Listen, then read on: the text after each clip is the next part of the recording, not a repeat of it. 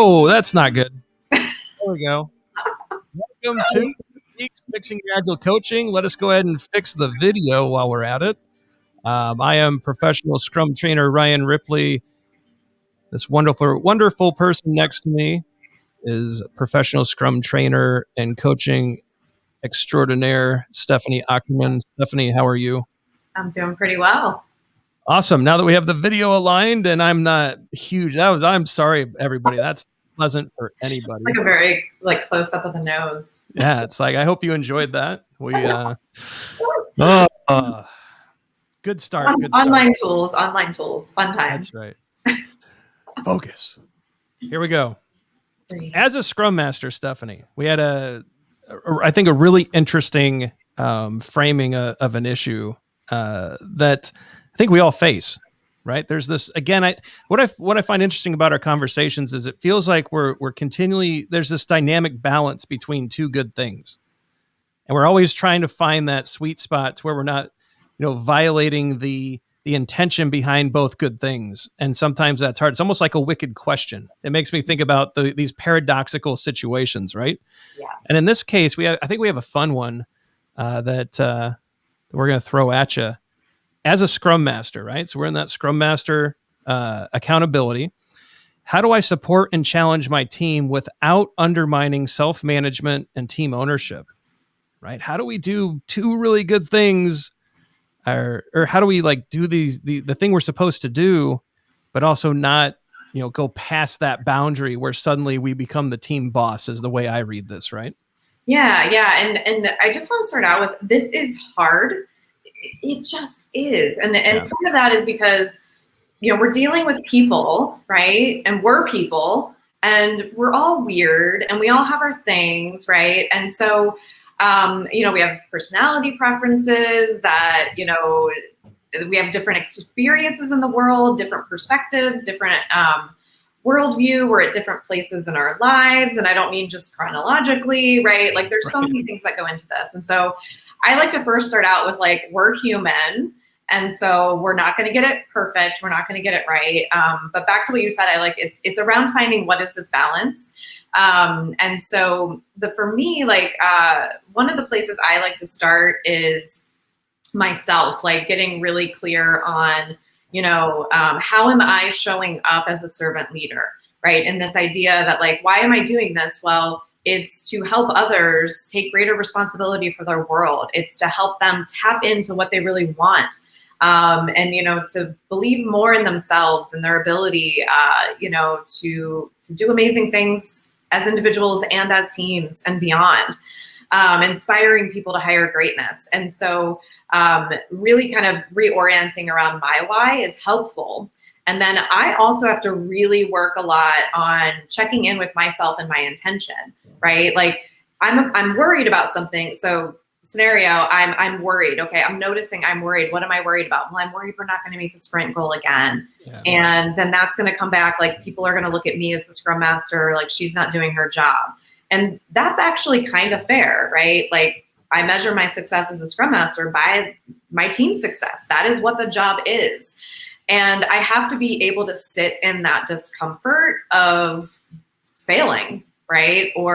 And what I do is I look at it as, okay, there's the short game and then there's the long game, right? And so it's kind of reorienting around that bigger picture and thinking about what's at stake right now, right? And is this about me being worried? Is this a fear of mine coming up? Am I afraid of being judged, right? And recognizing that. And then if I can name that, it helps me be brave, right? It helps me do something different. And it also just clears my mental space, right? Once I get rid of all the stuff that's giving me a little bit of stress and anxiety, then I can see more clearly. I can see, okay, what is happening here in this scenario? What does my team need from me? And maybe it's around, they do need to be challenged right now, right? Maybe it is they're nervous too. Maybe they're afraid of failure, right? So what do I need to do to help them feel better about moving through that? And what do they need from me in terms of, is there data that's not transparent? Is there information that they need to discover and uncover together, right? And so maybe I do bring in some facilitation to kind of help move that conversation along. Maybe they actually need cover from me and they just need to know that I have their back. There are so many different things that could be at play here, but I think the place to start is checking in with myself. What's happening for me internally? What am I worried about? And then kind of clearing that mental space so that I can see more about what's happening. Because that's a form of transparency too, right? Picking up on what's at stake here in the organization, what's at stake here with the team, what's at stake here with the individuals. And then that might drive, maybe I do need to have some coaching conversations with individuals. Maybe this is a time that we need to like all sit down as a team and I need to bring in my facilitation skills. But I need to always remember like that I am not just here for the short term. I'm always kind of balancing, what's needed now with what is the bigger thing that's wanting to emerge that is going to help this team really just feel like they can do anything, right? They can move through anything together. And that's really what we're aiming for, right? With like team ownership and effective self-management. Yeah, super important point to check yourself first, right? And Todd and I did a recent Your Daily Scrum where someone had sent in a question going, well, what do I do as a Scrum Master if the team hates my idea? And I think I see a tangential relationship here. And our answer was, thank them for the feedback and move on. And none of this is about you. Yeah. Right. So, and I've always I love the Scrum Master role. I love playing that role, I love fulfilling those accountabilities, whatever we're supposed to say now, right? It's, I still see it as a stance that I step in, right, as a Scrum Master. And what I love about it is I'm constantly checking my motives. What's my intention as I'm about to speak? Is it to sound clever or is it to be helpful? And for me, that's what I have to check all the time, right? I mean, we're people that like to talk.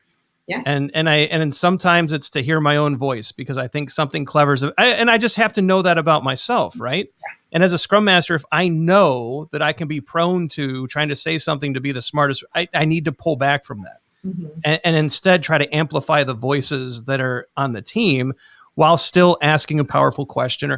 But I have to make sure my intentions are right, my heart's pure, I'm not trying to impose. And if I can get that stuff right, I'm typically not going to undermine self-management and team ownership. Yeah. Right? And like you said, people are going to pick up on what's really happening and what your intentions are, whether you know your own intentions or not. So if we don't do that check-in, people are going to pick up on stuff anyways. And so, I love that you brought that in. And then earlier you were talking about this idea of like, we're holding paradox, right? Like we are literally trying to hold different tensions. And to me, that's the fun of the job, right? Like it's the beauty, it's the art, it's the creativity. Yeah. And it's why, like, honestly, this start with yourself first, it's fundamental to coaching skills, right? So in my coaching skills for impact self-guided course, like there's an entire module around like, we have to understand people. Right. Yeah. And yes, it is to support my team as individuals who are all unique and wonderful. And then also looking at they are growing together to form another entity themselves. Right. The team is its own living and breathing organism. And I tell people, I say, you need to apply what you're learning to yourself first. Yeah. Right. Like that's your practice. Right. It's not about like trying to like it's a little bit of like eating your own dog food, drinking your own Prosecco, whatever phrase you want to use. But that's where the practice happens. And so for me, like that whole growing your own personal leadership, those aspects of your coaching skills, that's a never ending game. Right. That you're in. And it starts, the other piece around what you mentioned is I love bringing up that you also might screw it up. Yeah. You might get it wrong. And again, you're human too, that's okay. But the question is, what do you do when you mess it up? Right? Like, what do you do when you realize like, I did this or I said this and I actually think that wasn't helpful. And I want to pull that back. Let's rewind. Right? Let's reset and let's go from here, right? That could happen in a moment. Don't be afraid to walk something back. I get this a lot around like navigating, stances, which I don't really like that word just because it implies a rigidity. And I think it's a super fluid, like it's your intuition, your personal leadership skills are guiding you around what skills and what approach, and you're often combining all of it. And it's just a learned skill that you get by practice, and not just practicing, but truly reflecting on what is the impact I just created.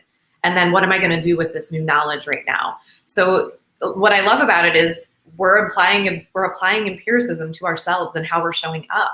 And when we do that, you're going to get more confident and you're going to get better at creating the outcomes you're intending to create so that you can support and challenge your team without undermining self-management and team ownership.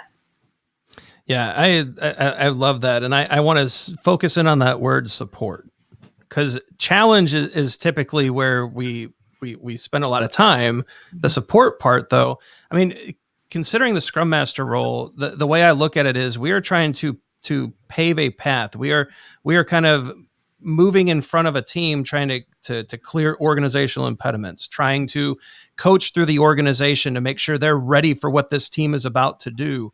But it's the actual developers, along with a great product owner, who are really, collaborating on this increment. And so we will become lesser as they become greater. And that is so hard for most Scrum Masters initially.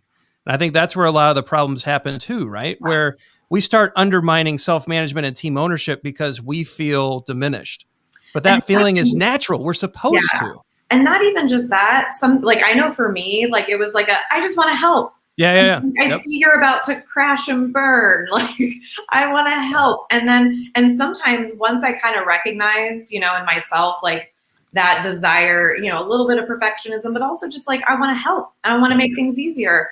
I started to realize that may not have been what was in the best interest for them, right? Maybe they did need to crash and burn, or maybe I'm totally wrong. And they were wildly successful. And I mean, there's so many times that I've realized like, guess I was wrong about that. And those are some of my most powerful learnings. And it's what keeps me going when I start to kind of get into that, like, oh, I don't know, like I've seen this before and I think it's going to go terribly awry. It's like, well, what's the way I want to show up right now where it's not about me, right? And I'm truly honoring, creating transparency, right? And like, so I focus more on like, am I helping to create the transparency needed? Am I helping to create an environment where everybody feels heard? Am I helping to move them towards consensus-based team decisions where they're truly focused on, clear understanding of like, what is the outcome we're aiming for? Like, how are we going to know? How are we going to ensure quality? When I focus on those things and less the specifics of the thing, then I know I'm doing my job in terms of supporting and challenging them without getting too wrapped up in, is that the right thing to do, right? Yeah, it's interesting. It was through writing our book where Todd and I, we got stuck on openness as a Scrum value, because a lot of people would say, well, openness means I share my opinions freely, which is not what openness is. That's just being opinionated, which I'm really good at too, right? I think a lot of us are good at that. But what really zeroed in on openness, and you mentioned this, which is why it kind of sparked the thought, is that openness to me is that we're open to the idea that we could be wrong. I think that is a really great way for a Scrum Master to approach that Scrum value. Yes. At every instance, am I making this up in my head? Is this a real thing? Am I wrong? Because let's face it, we all say things that we believe are true. Like 99.9% of the people on the planet, when they say something, they believe it's true. And there's a handful of crazies out there, but most of us, when we say something, we believe it's fact. Most of it's opinion, which is susceptible to being incorrect based off of data. And just realizing that a lot of things we say throughout the day are just flat wrong. I think it goes such a long ways to making sure that we're not undermining the team, that we're not taking away their ownership. Yeah. And so like this idea of being open to like, what if I'm wrong?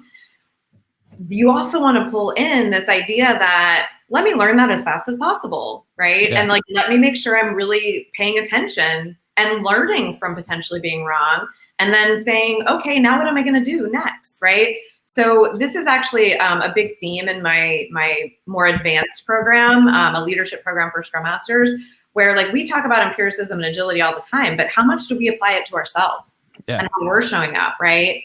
And like you will grow your confidence in being wrong, right? If you kind of, one, stop taking yourselves too seriously. Like that's just a thing that we should all do probably. But it's like not just being open to being wrong, but being like, but I'm going to learn and then I'm going to take another step. I'm going to choose again. Okay, now that I have new information, what am I going to choose now?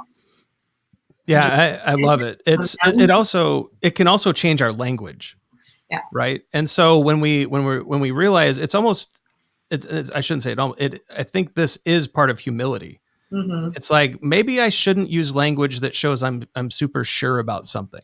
Mm-hmm. Rather than saying something is, maybe I should say something could. Mm-hmm. And as you adopt this idea, I think as that language shifts, suddenly you're not telling a team what something is. Mm-hmm. You're offering options. Mm-hmm. And you're presenting possibilities. And that humility, I think, helps us ensure we don't undermine self-management. We're not taking away team ownership.